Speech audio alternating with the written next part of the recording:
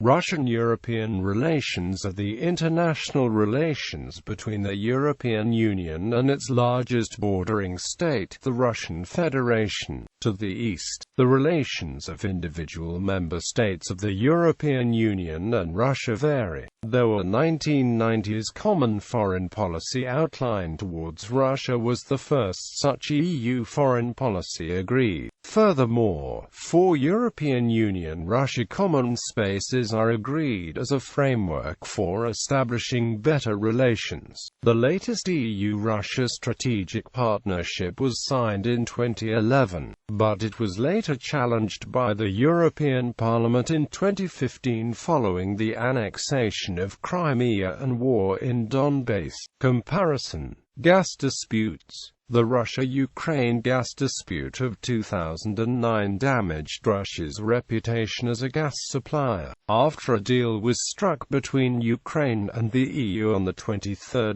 March 2009 to upgrade Ukraine's gas pipelines. Russian Prime Minister Vladimir Putin threatened to review Russia's relations with the EU. If Russia's interests are ignored, we will also have to start reviewing the fundamentals of our relations, Putin stated. According to Russian Energy Minister Sergei Shmatko, the plan appeared to draw Ukraine legally closer to the European Union and might harm Moscow's interests. The Russian Foreign Ministry called the deal an unfriendly act. Professor Irina Bizygina of the Moscow State Institution for Foreign Relations has said that Russia has better relations with certain leaders of some EU countries than with the EU as a whole because the EU has no prospect of a common foreign policy. In September 2012, the European Commission opened an antitrust investigation relating to Gazprom's contracts in Central and Eastern Europe.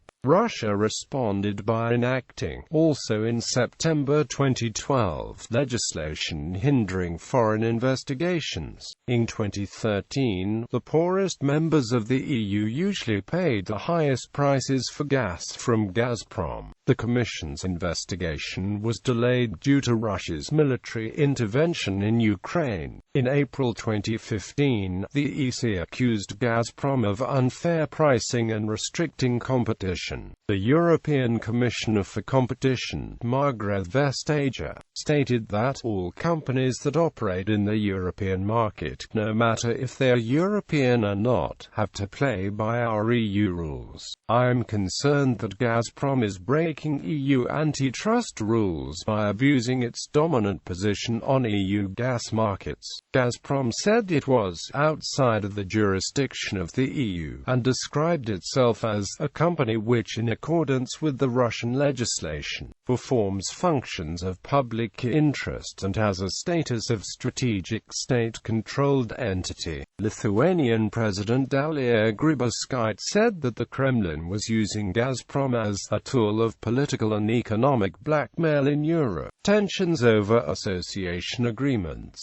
The run-up to the 2013 Vilnius summit between the EU and its eastern neighbors saw what The Economist called a raw geopolitical contest not seen in Europe since the end of the Cold War, as Russia attempted to persuade countries in its near abroad to join its new Eurasian Union rather than sign association agreements with the EU. The Russian government under President Putin succeeded in convincing Armenia and Ukraine to halt talks with the EU and instead begin negotiations with Russia. Nevertheless, the EU summit went ahead with Moldova and Georgia proceeding towards agreements with the EU despite Russia's opposition. Widespread protests in Ukraine resulted in then-President Viktor Yanukovych leaving Ukraine for Russia in February 2014.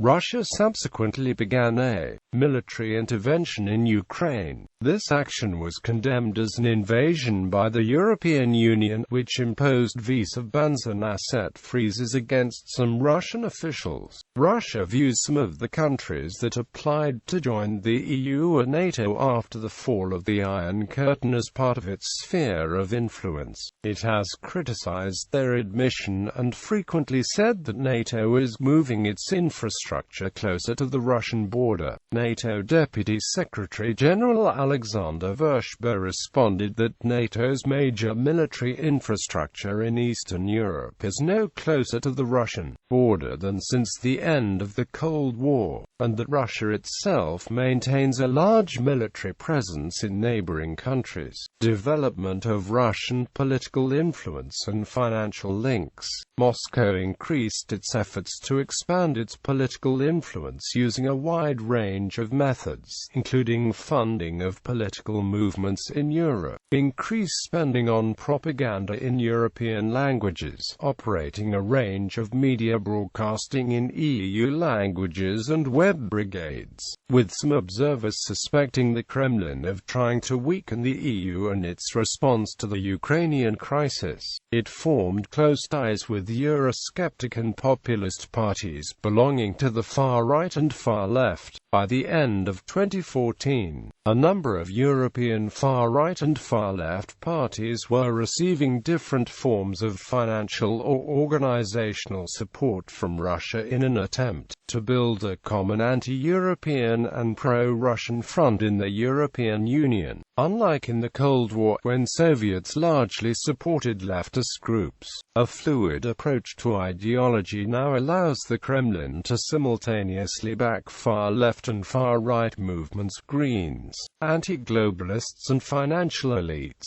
The aim is to exacerbate divides and create an echo chamber of Kremlin support. Among the far-right parties involved were Freedom Party of Austria, Alternative for Germany, National Democratic Party of Germany, French National Front, Hungarian Jobbik, Bulgarian Attack, Latvian Russian Union. Among far-left parties, the representatives of Die Linke, Communist Party of Greece, Syriza and others were attending numerous events organized by Russia, such as conservative conferences and the Crimean referendum. In the European Parliament, the European United Left Nordic Green Left are described as reliable partner of Russian politics, voting against resolutions condemning events such as military intervention in Ukraine and supporting Russia's policy e.g. in Syria. Konstantin Rykov and Timur Prokopenko, both closely tied to United Russia and Russian Federation's presidential administration, were the key figures in funneling money to these parties. Agence France Presse stated that, from the far right to the radical left, populist parties across Europe are being courted by Russia's Vladimir Putin, who aims to turn them into allies in his anti-EU campaign, and that a majority of European populist parties have sided with Russia over Ukraine. During the Russian military intervention in Ukraine, British politicians Nigel Farage of the far right and Jeremy Corbyn of the far left both defended Russia, saying the West had provoked it. Luke Harding wrote in The Guardian that the Front National's MEPs were a pro-Russian bloc. Quote, in 2014, the Nouvelle Observateur said that the Russian government considered the Front National capable of seizing power in France and changing the course of European history in Moscow's favor. Quote, according to the French media, party leaders had frequent contact with Russian Ambassador Alexander Orlov, and Marine Le Pen made multiple trips to Moscow. In November 2014, Marine Le Pen confirmed a €9 million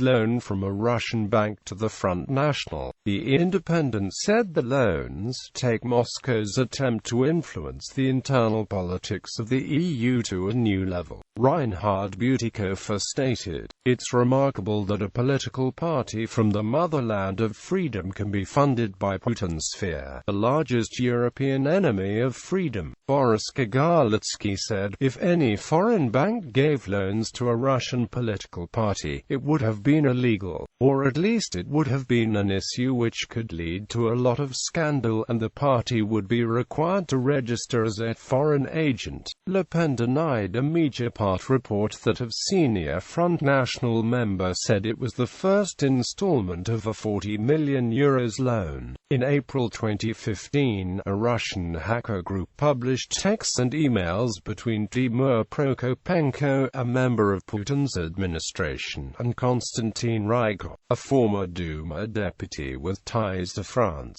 discussing Russian financial support to the Front National in exchange for its support of Russia's annexation of Crimea. In June 2015, Marine Le Pen launched a new political group within the EU Parliament, Europe of Nations and Freedom, composed of members of the Front National, Party for Freedom, Lega Nord, the Freedom Party of Austria, Flemish Interest, the Congress of the New Right, and Vlaams Belang, reviewing votes in the EU Parliament on resolutions critical of Russia and measures not in the Kremlin's interests. Hungary's political capital institute found that the future ENF members voted no in 93% of cases. European United Left, Nordic Green Left in 78% of cases, and Europe of Freedom and Direct Democracy in 67% of cases. The right has stated that it would therefore be logical to conclude, as others have done before, that there is a pro-Putin coalition in the European Parliament consisting of anti-EU and radical parties.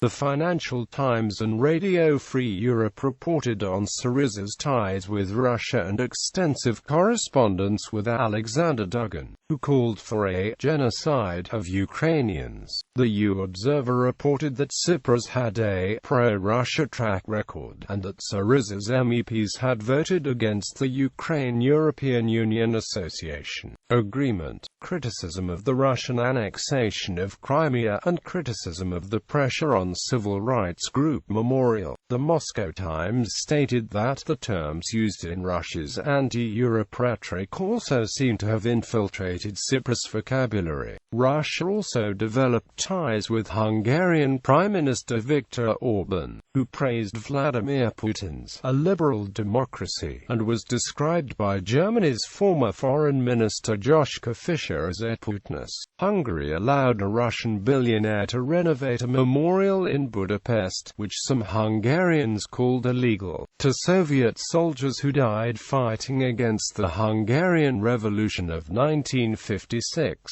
and Putin visited it in February 2015.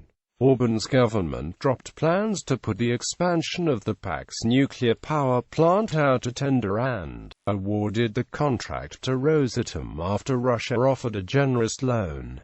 Zoltan Ilez said that Russia was buying influence. Two new organizations, European Center for Geopolitical Analysis and Agency for Security and Cooperation in Europe, recruiting mostly European far-right politicians, were also heavily involved in positive public relations during the 2014 Russian military intervention in Ukraine, observing Donbass general elections and presenting a pro-Russian point of view on various events there. In 2014, a number of officials in Europe and NATO provided circumstantial evidence that protests against hydraulic fracturing may be sponsored by Gazprom. Russian officials have on numerous occasions warned Europe that fracking poses a huge environmental problem, in spite of Gazprom itself being involved in shale gas surveys in Romania and reacted aggressively to any criticism by environmental organizations. A significant part of the funding of anti-EU and extremist parties passes through St. Basil the Great Fund operated by Constantin Malafeu. In February 2015, a group of Spanish nationals was arrested in Madrid for joining a Russian-backed armed group in the war in Donbass. Traveling through Moscow, they were met by a government official and sent to Donetsk, where they saw French and other foreign fighters, half of them communists, half Nazis. In March 2015, the Russian nationalist party Rodina organized the International Russian Conservative Conservative Forum in St. Petersburg, inviting a majority of its far-right and far-left supporters from abroad, many of whom had visited a similar event in Crimea in 2014. Udo Voigt, Jim Dowson, Nick Griffin, Jared Taylor, Roberto Fiore, Georgios Epitidios and others. Since 2012, a fund created by the Foreign Affairs Ministry of Russia has transferred €224,000 to the Latvian Human Rights Committee, which was founded by pro-Russian politician Tatjana Zdanoka. Latvia's Televizija reported that only projects which supported Russia's foreign policy objectives were eligible for funding. In June 2015, the European Parliament stated that Russia was supporting and financing radical and extremist parties in the EU, and called for monitoring of such activities. France's National Front, UKIP, and Jobbik voted against the resolution. These and other extreme right organizations are part of Russia-sponsored World National Conservative Movement. In July 2016, Estonian Foreign Affairs Minister Marina Kaljurin said, "The parade that we have seen of former and current European leaders to Moscow calling for rapprochement and tacitly agreeing to the dismantling of Europe has been disheartening for those of us who understand that a unified Europe with a strong American partnership is the only reason we have a choice at all about where our futures should be."